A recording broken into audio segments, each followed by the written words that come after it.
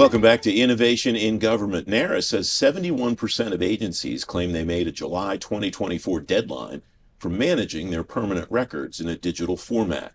Federal data and records management leaders say hitting that deadline has required some heavy lifting at agencies and some carrots and sticks from Congress.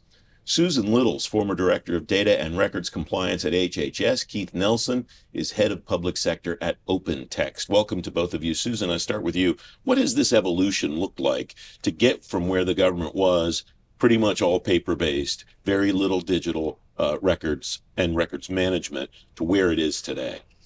So it's a great question and a good overview.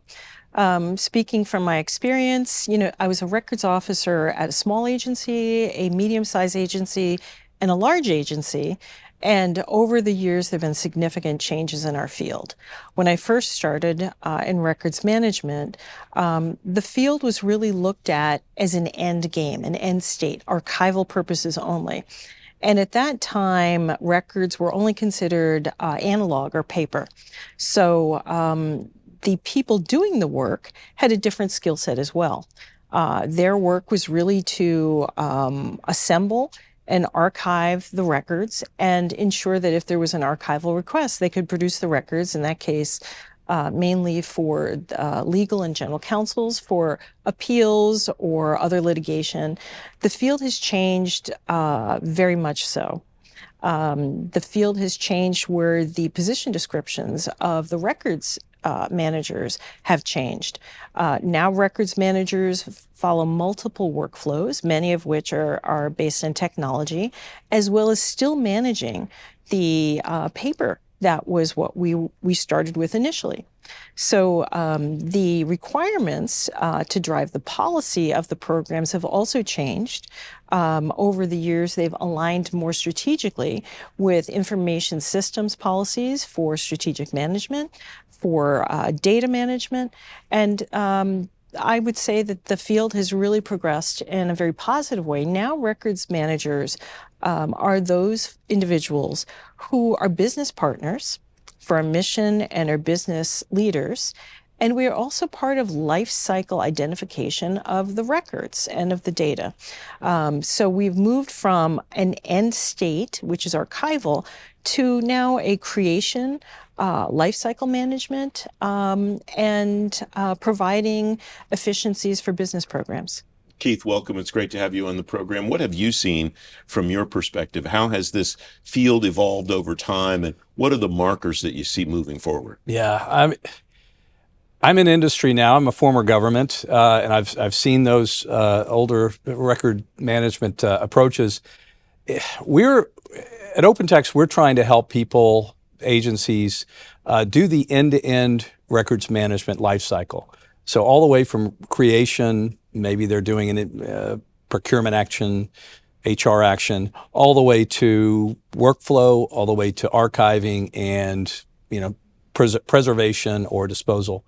The more you can do that in a system, in a way that we call zero click, where you don't have to require the employee to do the training and learning and tagging and sorting and saving and handling the file a certain way. Assume that they won't get that right, and you'll be right most of the time. Let the system do it for them, and they can work on the exceptions. And everybody's much happier, especially those records managers that don't have to do as much extra work on the backside. And what you're going to there actually takes me to what I was going to ask Susan, and I'll get your input on it too. How has the skill set of the people who do these jobs changed over time? Susan, you want to go first on that one? Yeah, absolutely. I'll reference some of my work in the Federal Records Officers Network, which we call the FRON. FRON is basically an interagency best practice team, which I was a prior member. And the FRON provided best guidance on the transition, the implementation of the transition to electronic records management. And one area that we discussed routinely with agencies who participated were position descriptions of records officers and records managers. And how could we, as a community, change the positions from an individual who may have the ability to, follow standard operating procedures, certainly have expertise in, more library work, to transitioning to being able to have skills, for example, in, let's say, being a SharePoint system administrator, or someone who may understand the workflow process of archival records processing for chain of control for litigation or for other approvals, and understanding the systems and understanding the back end with the records retention. So that area has changed drastically, and how we look for individuals who fill these roles. I think generally records officers, and Keith and I were talking about this earlier today, they need to be flexible. They need to have curiosity. They need to understand that what they do will continue, but how they do it will be determined by the technology changes that come. Is this another case, Keith, like we've seen in a lot of other areas, that as technology has changed it, that the level of change has accelerated, that maybe the last year, as much, and I'm not prescribing this necessarily, but in a lot of cases we see, well, we've had as much change in the last year as we did in the 10 years before that. Is that applicable in this area too? I think so. This is really just taking off like a rocket. And I think the records managers, the records officials, they have the keys to the kingdom of AI. Because seriously, if you're going to use your archives, your systems, your information, and learn from it and derive analysis and insights, it has to be organized. It has to be cleaned up. You have to get rid of the duplications and the waste. And to organize that and categorize it properly, that's what you need. And so whenever we start talking about people about AI, the real place that we usually wind up with is AI readiness. Maybe I have some AI tools, but it's not really giving me what I'm hoping for. Well, because you probably haven't really done the right work, the yeoman's work to get those records and to get those that information, usable. Mm-hmm. Are there metrics to apply for AI readiness, Keith? Absolutely. Well, how many did you say were not compliant with the all digital NARA deadline? 71% or 71. Yeah, 71%. Yeah. Claim they made it, so I can't do that. 29%. We promised there would be no math, but that shows you that there's still paper documents out there, and there's still quite a lot of work to be done and even if you've scanned it and you have an electronic digital version of that paper, if it hasn't been intelligently digested into something where it can use into a workflow or can archive and be able to search for it or derive insights, you haven't done that much. It's just a picture of something that doesn't really get you much. I have international perspective because we cover other countries besides the U.S. and the U.S. there's other countries that are much farther along in terms of digitizing and intelligently organizing their documentation. So you got to get that done first. If you have things in a warehouse or things in boxes or file folders, you're not going to get anywhere with AI from that. So that's step one. And then you want to make sure it's tagged properly and categorized effectively, so that you're not having to scan your entire, how much petabytes are involved in a typical agency, even a small agency, it's massive. So the compute power is needed to scan all of that. You don't want to do that. So you want to be able to figure out what you have so that when you train the AI tool, whatever it is, on your data, you can derive insights in an effective way. I want to come back to that international idea if we have time, but Susan, I wanted to ask you, what do you see over the horizon that you think, boy, I wish I had that when I was still doing this job? So it's a really interesting question. I know, today we're talking about AI. It seems like everyone's talking about AI and big data. From my experience, in 2016, 2017, I actually used an AI tool in records management. And that particular tool was called active navigation. And we used that tool. Again, records management was really in a very early transition stage into technology. I was in a federal role at a small agency where I was fortunate enough to wear multiple hats, as they say, as the chief information officer as well as the records officer. What we were able to do is, like a practical example, is knowing that we had to meet a security requirement for our agency, we wanted to migrate all of our agency data to the cloud to obtain the moderate level ATO from the cloud service provider. To do so, we used our active navigation tool to do data set analysis and data migration.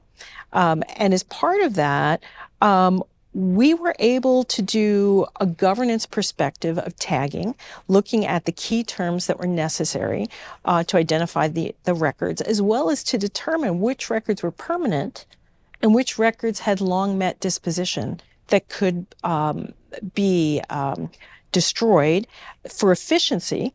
So the migration of our data to the cloud would only be the data we needed. So I think that experience I had was most likely unique, and that most records officers, I would say in the federal space, would want to be at a place where their discussion of how AI applies to their program is supported by leadership and provided with a budget so they can be successful. I want to get back to that international piece, Keith. What are other countries doing that the United States government isn't doing, or what are they not doing that the United States government is doing? Yeah, well, when you say the United States government, there's some elements of the government that's way ahead of just about everybody.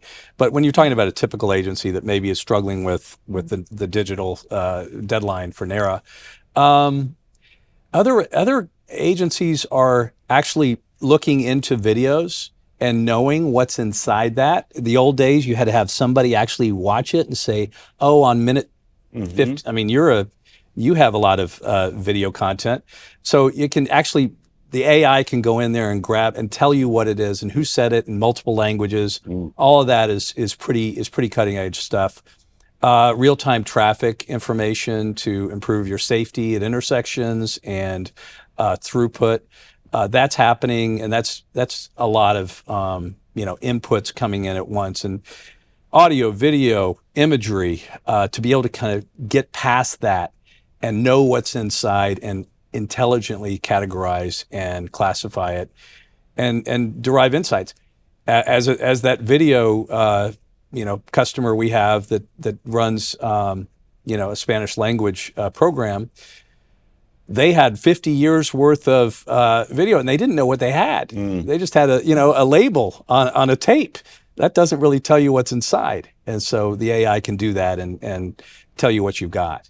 We have about a minute left, and I'll ask each of you, what capability will be most useful to people in this field a year from now, 2 years from now, 5 years from now is probably out of the question because technology changes so quickly. But Susan, what's over the horizon to really help these folks multiply the capability that they have? So records management is now a strategic business partner.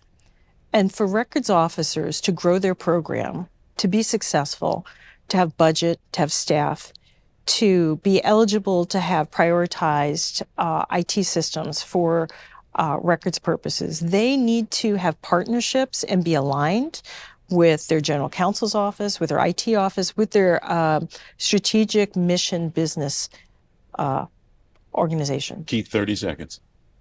I think auto-redaction is going to be huge. Taking the person out of it and letting the computer do it for you.